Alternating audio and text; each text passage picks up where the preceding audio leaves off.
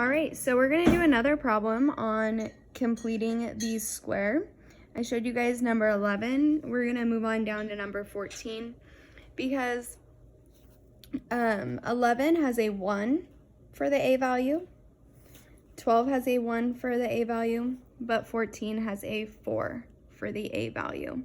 So I want to show you guys what to do in that case. So step 1, we're gonna move the constant to the other side. Add 45.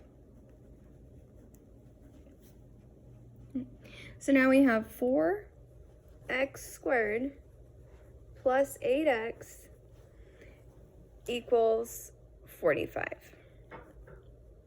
Now, before I make my boxes, like I did for problem 11, we want to divide by the greatest common factor, which is 4. We want to factor a 4 out. So it would become x squared plus 2x, because 4 times x squared is 4x squared. 4 times 2x is 8x. And now we can make our box. Close parentheses. And then we'll go 45 plus. Now, the number that I put over here, we have to be careful. We need to make sure we multiply it by that 4 before adding it to the other side. So in this case, the boxes will not be the exact same number because whatever we put here has to be multiplied by 4 before adding it to the other side now. But what does remain the same is that magic number is b divided by 2 squared. So b divided by 2 squared is what's going to go in this box. Well, our b value is now 2. So we want to go 2 divided by 2 squared. 2 divided by 2 is 1. 1 squared is 1. So that's the number that we're going to put in this box. And now I need to multiply it by 4. So 1 times 4 is 4. Now we can add it to the other side. All right. Now we want to write this as a perfect square. This factors to x plus 1 squared. 1 times 1 is 1. 1 plus 1 is 2. Right, this makes a perfect square. And 45 plus 4 is 49.